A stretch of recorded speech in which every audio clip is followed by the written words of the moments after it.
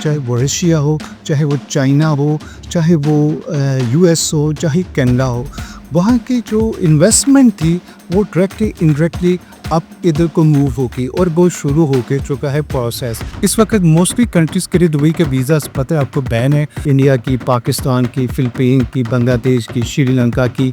Dubai ने जो real estate sector के हवाले से 3 तरह के वीज़ाज़ अनाउंस किए हुए हैं ऑलरेडी। दुबई का इन्वेस्टर वीज़ा जो बहुत इम्पोर्टेंट होता है, दूसरा है रिटायरमेंट वीज़ा और तीसरा जो कहा जाता है उसको कहा जाता है golden visa. Again right time है दुबई में इन्वेस्टमेंट करने का। अब इन तमाम को दुबई गवर्नमेंट ने 2025 में थोड़ी सी कंडीशन चेंज की है। उसमें वो चाहते हैं कि ज़्यादा से ज़्यादा आप लोगों को फैसिलिटेट किया जाए, ज़्यादा से ज़्यादा इन्वेस्टमेंट आए। तो डायरेक्टली इनडायरेक्टली उन्होंने 4 लाख दिरहम्स को एक ऐसी पीनट सेट की है कि आप इतना इन्वेस्ट करें तो आपको ये दुबई के तीनों में से जो भी कैटेगरी है। जो welcome to my show, you watching my pay with Shahid Miyan. एक नए व्लॉग के साथ हर रोज की तरह आपकी खिदमत पे हाजिर हो। दुनिया की बदलती हुई सूरत हाल हो, चाहे माशी हालात हो, चाहे ग्लोबल क्राइसिस हो, चाहे कुछ भी हो हालात, और मैं हूँ हमेशा आपके साथ। और इस टाइम मेरी एक दुबई के ऊपर पूरी सीरीज़ चल रही है जो यकीनन आपको बहुत पसंद आ रही है और उसकी मुस्बत फीडबैक। इससे पहले मैंने जो वीडियो रिलीज़ की थी वो थी दुबई कि व्हाई इन्वेस्ट इन दुबई, और उसी सीरीज़ का आज तीसरा पार्ट है। जी हाँ, मैंने उसमें कहा था कि जिस तरह से सूरत हाल बदल रही है और कंडीशन चेंज हो रही है पूरे वर्ल्ड की, स्पेशली डोनाल्ड ट्रम्प की पॉलिसीज़ की वजह से, कि प्रॉपर्टी की, रियल एस्टेट की जो है वैल्यू प्राइस इंक्रीज होने वाली, स्पेशली यूएई के। क्योंकि चाहे वो यूक्रेन हो, चाहे वो रशिया हो, चाहे वो चाइना हो, चाहे वो यूएस हो, चाहे कनाडा हो, वहाँ की जो इन्वेस्टमेंट थी वो डायरेक्टली इनडायरेक्टली अब इधर को मूव होगी और वो शुरू हो के चुका है प्रोसेस।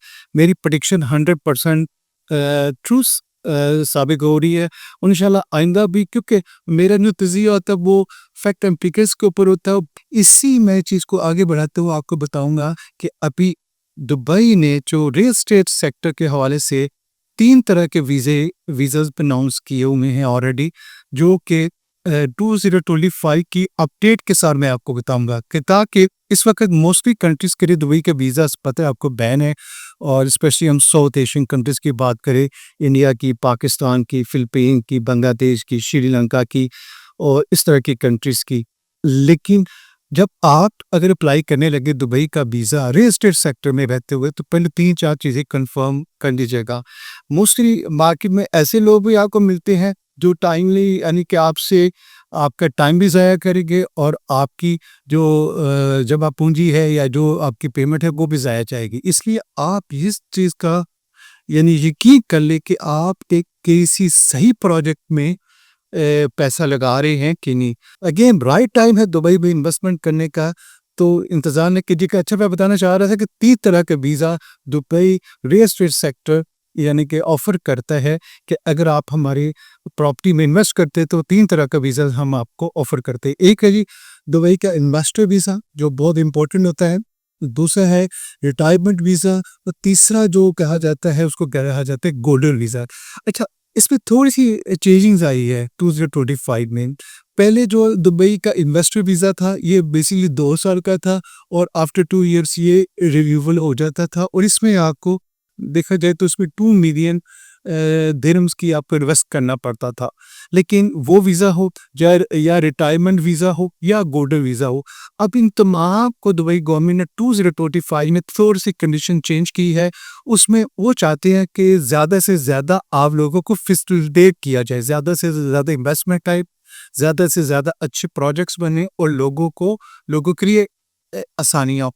तो अब उन्होंने कर दिया कि मिनिमम कोई प्रॉपर्टी भी हो, चाहे वो रेडी टू मूव हो, चाहे वो बन रही हो, बहुत बाद में आपको डिलीवर होनी हो, तो उसका मिनिमम जो है वो बनता है लाभ 4 लाख दिरहम्स, ठीक है? उतना आप इन्वेस्ट करें, यानी कि अगर गोल्डन वीज़ा के एग्जांपल ले लें, गोल्डन वीज़ा में 2 मिलियन दिरहम्स की आपको इन्वेस्टमेंट करनी पड़ती थी। अच्छा, उसके ऊपर वो 100% इन्वेस्टमेंट नहीं थी, उसके ऊपर भी 20% आपको डाउन पेमेंट देनी पड़ती है। अच्छा, वो 20% भी वो इतने बढ़ता है 4 लाख दिरहम्स। तो डायरेक्टली इनडायरेक्टली उन्होंने 4 लाख दिरहम्स को एक ऐसी पीनट सेट किया है कि आप इतना इन्वेस्ट करें तो आपको ये दुबई के तीनों में से जो भी कैटेगरी है जो जैसे कि रिटायरमेंट वीज़ा है उसमें आपका एज डाल है। यानी कि 55 एज की उन्होंने उसमें कंडीशन रखी है कि 55 एज से ज़्यादा ना हो, ठीक है? तो आपको वो वीज़ा मिलेगा। तो ये सारी सूरत-ए-हाल है, अभी भी डोर्स ओपन्स हैं और ये बहुत अच्छा हो गया है खैर दुबई की गवर्नमेंट के लिए। मुझे किसी ने क्वेश्चन्स किया, आपकी तरह हमारे पास फीडबैक आती रहती है कि ये जो मुल्की हालात बदल रहे हैं दुनिया के और जिस तरह से रिसेशन चलने वाला है दुनिया में, तो क्या दुबई गवर्नमेंट को उससे फ़र्क पड़ेगा ये नहीं, या दूसरे लोग जो दुबई में आके इन्वेस्ट करके उससे दुबई को कुछ अपनी कंडीशन यानी कि वो अपनी पॉलिसी चेंज करेगा कि नहीं। लेकिन मैं आपको बताऊँ दुबई दुनिया का शायद उन मुस्तहकम मुल्कों में से या कंट्रीज़ में से है जिन्होंने अपनी पॉलिसी एक दिन के लिए होती है, जैसे कि BA 2040 तक का उन्होंने डिसाइड करके एक रोड मैप बन चुका है, उसके मुताबिक वो चाह रहे हैं। लेकिन हाँ, वो उसके लिए के वक़्तन-फ़वक़्तन जिस तरह के सर्कमस्टेंसेस होते हैं उसमें इसी वे ज़रूर देते रहते हैं। अच्छा, इसके बाद मैंने जैसे कहा था कि दुबई के जो रेंट है वो भी इंक्रीज़ होने वाले हैं और यकीनन वो इंक्रीज़ हो रही है। वो अथॉरिटी कह लें या उसको स्मार्ट रेंटल इंडेक्स कह लें कि स्मार्ट रेंटल इंडेक्स क्या है, ये बड़ा इम्पोर्टेंट है। अच्छा, ये एक ऐसी चीज़ है जो मैं नेक्स्ट प्रोग्राम में आपसे ज़रूर डिस्कस करूँगा क्योंकि इसके ऊपर पूरा एक व्लॉग करना ज़रूरी है। ये बहुत कम बल्कि समझ लीजिए कि एक जितने तरक्की याफ़्ता ममालिक है, उनके लिए और जो तरक्की पज़ीर कंट्रीज़ हैं, जो दुबई में आने का सोच रहे हैं, उनको आने से पहले प्रॉपर्टी को चेक करना है। अच्छा, उसकी वैल्यू चेक करनी हो, किसका कितना रेंट होगा, किसका कितना रेंट नहीं होना चाहिए क्योंकि जो मैंने कहा था अभी 10% तक से इंक्रीज़ होगा, तो वो टाइम राइट नाउ शुरू हो चुका हुआ है क्योंकि पूरी दुनिया में रिसेशन चलने वाला है। ये कहते हैं महंगा की पॉलिसीज़ की वजह से, लेकिन दुबई माशाल्लाह अभी स्टेबल है, मज़ीद अब स्टेबल होता जाएगा। अच्छा, लेकिन ये जो स्मार्ट रेंट इंडेक्स है, इसका असल में वर्क क्या है? ये कैसे वर्क करता है? और ये यानी कि इसके ऊपर जिसने प्रॉपर्टी लेनी हो तो उसको इसका साथ किस तरह के यानी इंटीग्रेट किया जा सकता है और क्या उसको फ़ायदा होगा, ये मैं नेक्स्ट व्लॉग पे कहूँगा आपको बताऊँगा आपको क्योंकि ये बड़ी इम्पोर्टेंट चीज़ है। क्योंकि और मैं एक चीज़ और भी बताना चाहूँगा आपको क्योंकि अभी दुबई हो पूरे यूएई रीजन में रियल एस्टेट की डिमांड, प्रॉपर्टी की डिमांड बहुत बढ़ गई है, मज़ीद बढ़ रही है। ठीक है? और उसके पीछे कॉज़ क्या है? एक तो रिसेशन तो मैं बता ही रहा हूँ बार-बार आपको।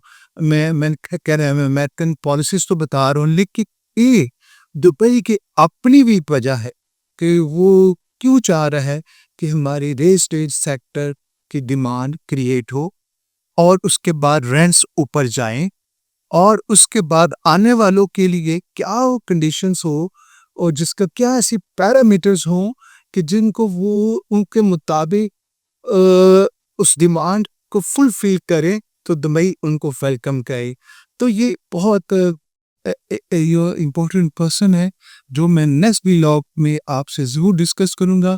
दुबई समेत दुनिया के तमाम हालात जानने के लिए चाहे वो रियल एस्टेट सेक्टर हो, चाहे वो कोई सेक्टर हो, हम आपके साथ हैं और माय ओपिनियन विद शाहिद मियाँ और एशियन ट्रेड टीवी का मकसद यही है कि हम आपको वक़्त से पहले आने वाले वक़्त का बताएँ ताकि आप मेरी प्रेडिक्शन के मुताबिक जो अल्हम्दुलिल्लाह अभी तक जो मेरे 2-3 प्रोग्राम दुबई के हवाले से हुए, जो मैंने प्रेडिक्शन की थी वो 100% ट्रू साबित हो रही है और होने जा भी रही है।